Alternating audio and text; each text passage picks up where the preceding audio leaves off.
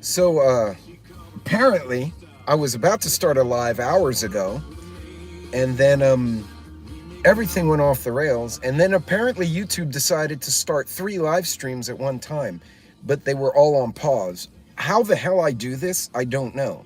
I'm a freaking engineer. You'd think I could work an app like YouTube, but apparently on my phone is Satan. So anyway, my apologies for all the confusion.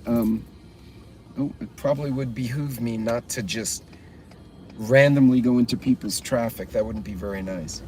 Anyway, folks, what I was going to talk about this morning, and then my YouTube got put on eternal hold again, was, hey, Rapture, hey, Loretta. Yeah, this is what they say, Hezbollah. Oh, I can't see it. Shoot, it went by too fast. Hey, Scott. Sorry, I think was that the Rapture? Yeah, Rapture. I tried to see it, and like I was trying to read all those little symbols, and then it went thump. It's like you will not read anything, buddy. Okay, so, hey, good morning, Cold War. Folks, the more I see footage of what happened here, we can take a lot of really good lessons out of this. First and foremost, I'm just heartbroken, especially for the kids that are being taken from families, kids being captured. Just what they're witnessing, these children, it's just bad. Jesus said, heaven belongs to those such as these, referring to the children, and clearly what they're witnessing now is hell. So, I feel bad for, and across the board, I don't care where they're from. But putting that aside and putting the politics aside, I was watching some news. I was at the gym on the treadmill this morning, and a lot of interesting lessons. I was just trying to take the politics out and just watch the footage and then listen to details. Demonstration in New York. AOC is a pendeja, Watchman. That woman, she serves no purpose. She is not to me, I mean, maybe I'm being judgmental. She's not a child of God, that's for sure. None of the Abrahamic religions, because honestly, she's a communist. I don't think she believes in God. She's not Jewish, Christian, or Muslim. She's not any of Abraham's children. She's just an idiot. And she always looks like Bill the cat, but in a woman. Like, you remember Bill the cat, where he had one big eye, one small eye, and he was always like, and he always had that face? She always has that look, like somebody electrocuted her or something. Anyway, I'm on a rant about AOC. Anyway, lessons I saw. Hey, Dan, and anyone I missed in the chat. The support being shown in Chicago, New York City for Hamas was unsettling. There I said, unless I have family there. No, well, the problem is, yeah, you don't have family there. Don't worry until that problem comes here. Somebody just posted something, but it looked like it got blocked, but now I can't see what got posted. Anyway, positive purpose. True. She does have a purpose. But, hey, Lucky, what's going on? No worries. Guys, ladies and gentlemen, take some lessons from what we're seeing. So Israel, I wanted to see just from the footage and the reports, and again, it's all over the map, right? Because you could go to Al Jazeera, gives one angle, Fox News gives another. Just watching all of them, what lessons can we take? So certain areas, water is being cut off. Hey, Keto, what's up, Chess? In some area, hey, Pilgrim, hey, Nunya. In some areas, water is gone. They reported this morning in Israel that all the restaurants were closed, obviously, but a lot of grocery stores were shut down, and that you had to wait in line or get a ticket, and they would text you. If the cell phones were working, they would text you when it was your turn to shop, and they were putting limits on product. This is exactly why we prep. We saw it during Rona. We see it during hurricanes. Now, obviously, they've cut off gas and other stuff to the Gaza Strip. They got night patrols. There's a curfew in effect all across Israel. It seems like the IDF has, for the most part, retaken that which was lost. So that's not a surprise. I knew once the IDF got rolling, it was not going to be a long head-to-head fight. Now it's going to become more asymmetric, with Hamas trying to fight unconventionally against Israel. And the Israelis are pissed, so we all know they're out for blood right now. But a lot of the lessons we're seeing, right? The lack of order, the shut down groceries, the curfews. This is something you guys were pointing out, like all these protests, like the Israeli supporters and the Palestinian supporters were having shoving matches in Manhattan. They were having shoving matches in Brooklyn, where there's a large populace of Russian Jews and Ukrainian Jews, and now you have, Muslims are all pissed off in this one area, and they're in adjacent neighborhoods. So that's going to start spinning out. But these are important lessons to see. For instance, they were taking people in helicopters from some of the towns. And, wait, this is a retaliation. Not a retaliation, it's a reprisal. Yeah, Joe, it's just given carte blanche to, or a blank check, basically, both sides to beat each other up. And the people are going to get caught in the middle. But look at what's happening on the ground. Look at what the people, such as us, imagine you were there, right? Think you were Israeli or you were Palestinian, whatever culture. What would you be dealing with now? You have kids inside. You can't walk your dogs outside. Animals will get shot if the soldiers on either side think they're a threat. You can't go to grocery stores. So these are the kind of things, like I had mentioned before, you don't want to be, that first 48 hours, you want to be taking and gathering information. You don't want to be on the street when the freak out happens, or when the martial law hits and bam, it shuts everyone down, which is where the Israelis are now. And I'm sure the Palestinians are not much better on the Gaza Strip. They're suffering the same issue, because Israelis are hammering the crap out of them now from the air. So these are good lessons. For instance, have you accounted for having to evacuate in a helicopter with the people in your house? Are your pets trained such that they will be disciplined in a truck with a bunch of strangers if you had to, say, evacuate in a military truck?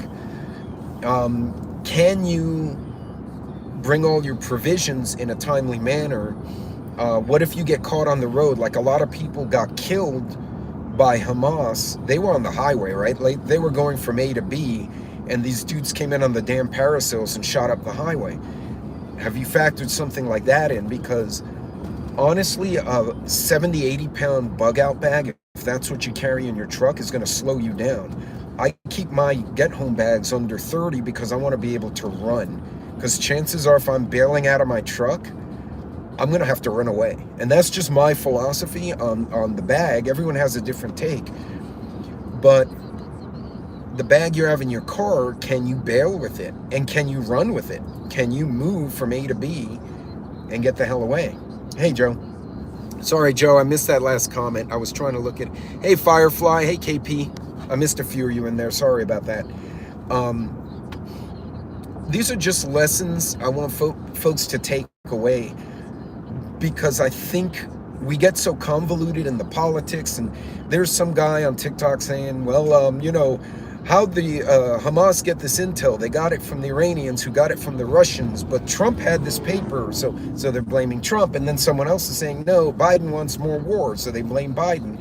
And at the end of the day, it's like, it doesn't mean anything to the people on the ground, right? Because they're being shot at. Like, I think the last thing your average Israeli or Palestinian's worried about right now is whether some asshole in Washington, D.C. did something. Well, again, Joe, where would they go? These are all scenarios. And again, not to get into the politics of whether it's a prison camp or not, because you're kind of missing my point, is where would you manage that? Like, are they going to go on water? There's a blockade. The Israelis have been blockading Gaza. So they can't escape on water. Would they go on land? And where would they go? To go to Egypt? Egypt probably may reject them or put them in another camp, right? Now they're want from A to B. But should that kind of situation happen here, right? We have a lot of people we can't account for in this country right now. And you don't need a lot of bad actors, right? You don't need a slew of evil people. You only need a couple of dozen. Uh, well, right, Nunya. Now, what's interesting is a family member of mine works in a company that has an Israeli contingent. And she said they'd been interacting regularly, and about 2 weeks ago one of them said, hey, I'm going to be offline the next week because I'm moving to Amsterdam, and the other one's like, no, I'm moving back to Paris. One said, I'm moving back to Brooklyn. It was actually a dual citizen. And she said, that's weird. And she told me, she's like, I thought it was kind of odd that all my Israeli buddies who I speak to twice a week on our company meetings were starting to bail out. And she thought maybe, but apparently as she talked to some of them offline, things were escalating in the background, but none of us here in the States really saw it because they were too busy reporting other dumb shit. And now that kicked off, they kind of saw something was getting out of hand, and they're like, yeah, we need to bail because this is ugly. And they took off. So, hey, All-American. Well, Joe, here's the thing. You got two things. One, there may be more terror, right? The fact that we put an aircraft carrier out there doesn't help, because this morning Turkey said openly to the rest of NATO, please don't directly interfere with this because we will defend Palestine. That's not good. Hopefully that doesn't escalate. Now, if the aircraft carrier is there to rescue civilians and, provide medical support, great. And make sure like Iran doesn't come and kick Israel in the ass while they're having fistfights with Palestine. But, a lot of moving parts, and these are the kind of situations where you have a lot of units, a lot of hostilities, and then a lot of third parties all in this area where there's a lot of puffery, and all is one person to screw up, right? And then that'll spiral. But that aside, look at what's happening to the people on the ground. Hey, Moonsprout, look at how they're handling now. The Israelis and the folks in Gaza both are probably well rehearsed in bomb raids and shutdowns and curfews, right? Because this is part of their day-to-day life. Watch how they're handling it, because I'm seeing people in the Gaza Strip opening their bakeries.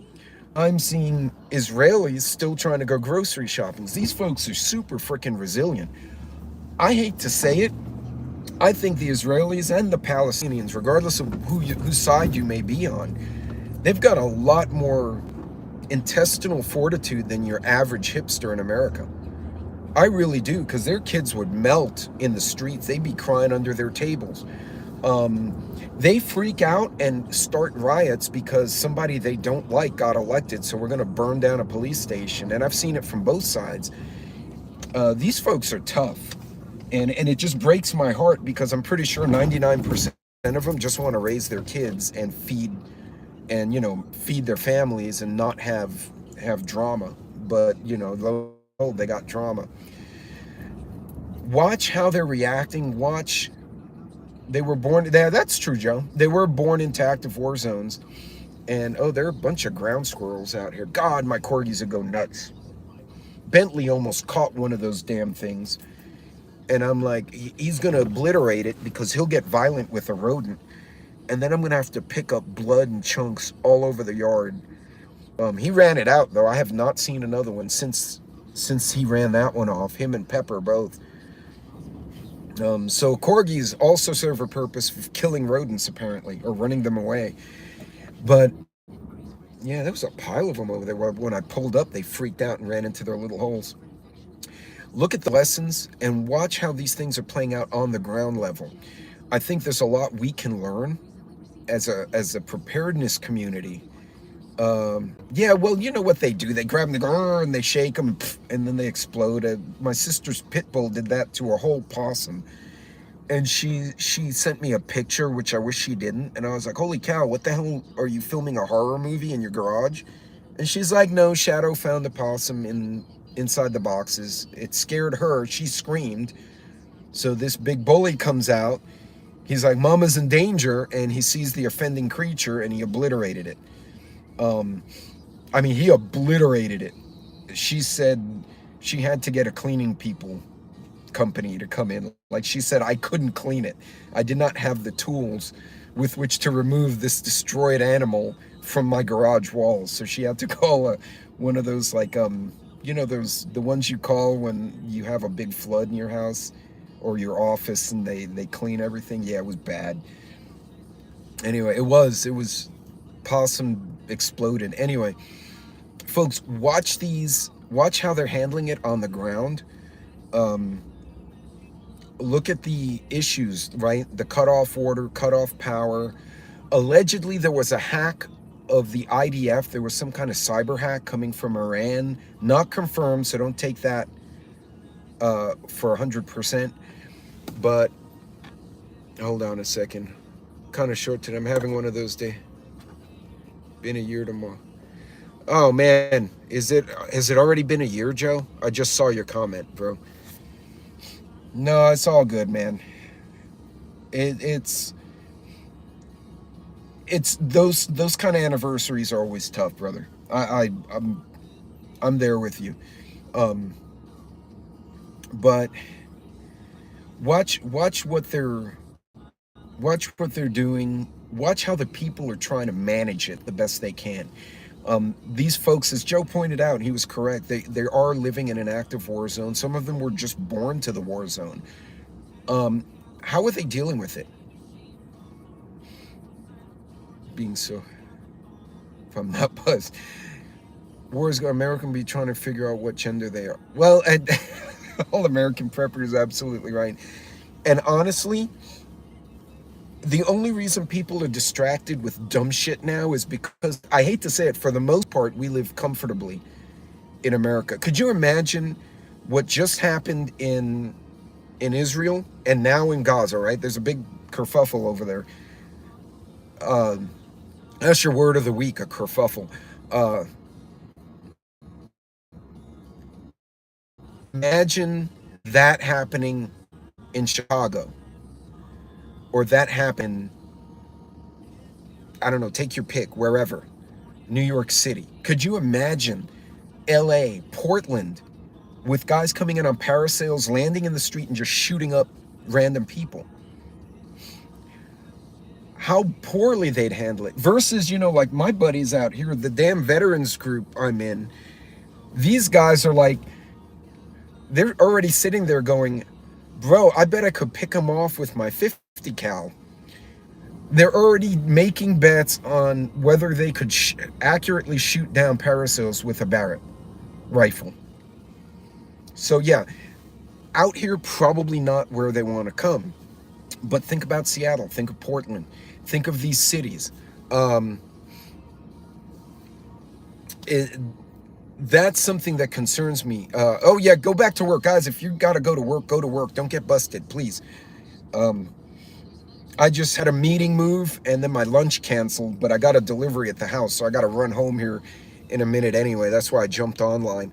Um, Look at the lessons, look at what's happening on the ground, and look how the people are trying to manage it, folks.